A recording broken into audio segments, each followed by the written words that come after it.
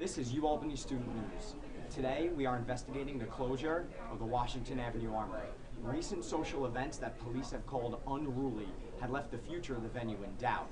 For more on the story, we send it out to Michelle Munera outside the Washington Armory. On Thursday, October 18th, a loose-filled brawl led to a discussion of the Washington Armory's closing. Police reports indicated that both students and officers were involved in the melee. We spoke to several students, and here's what they had to say. Out of nowhere, it just got crazy. There were just people trying to rush in. Then the cops came, and it got even worse. People started swinging. Somebody almost hit a cop. It just got ridiculous. Beating kids with the batons. They were just like drunk kids everywhere, screaming, fighting. Like cops were breaking up everything. Okay. It was really crazy, really hectic. To find out more, we contacted Officer Steve Smith from the Albany Police Department. There were 1,800 people inside the venue. Another 2,000 people were waiting outside to get in. They had barricades set up to form lines, at which point people started to funnel into the door and actually began to crush each other. We had several students being pressed up against the barricades, and it was a cause for concern. People were starting to get injured. Officers that were assigned to the Armory that night to aid the security that the Armory already has decided to go back to the back of the line and start scaling people back. At some point, the crowd became agitated. As far as shutting down the Armory, it's not the police department. The Building and Codes Division here in the city was notified. There are several regulations which I don't have knowledge of. They went to the Armory and looked into some issues and made a decision to close it down. Okay. From what I understand, it's been reopened. For the official story, we contacted New York State Assemblyman Jack McKinney. No, they don't want to close it down. At any point? No, the neighbors don't want events which Okay. attract drunks and people who like to get in a fight to express themselves. The neighbors want respectable things to go in there and people who behave properly.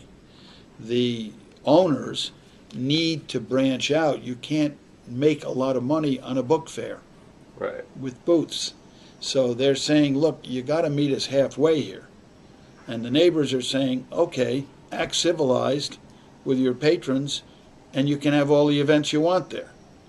But if you're going to have the kind of violence and the rude behavior of drunks, we don't care what happens. It shouldn't happen.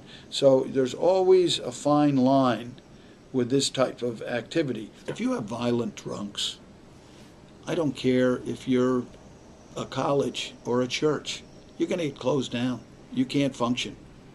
And bad behavior is bad behavior regardless of where it is. But where you draw the line on behavior, that's the issue. But nobody wants to shut down the Armory. Okay. If you ask the neighbors, they'd have constant book fairs and feel free to use it for a hardware store or a bookstore or something like that. But there's no money. You can't afford that because it's such an enormous building. You can't run it on a very small venue of events. And so the big events are necessary to make the building economically viable. A new security manager, a retired Albany policeman, has just been appointed, and there are guarantees made to the city that you won't have the kind of incidents and disruption that you had within the last month or so. So despite the rumors, the Armory is not going to close, and nobody wants it to. Or at least, for now, it's not. It will take a coordinated effort from the students, the residents, the police officers, and the new security manager to keep it that way. With Albany News, I'm Michelle Munera.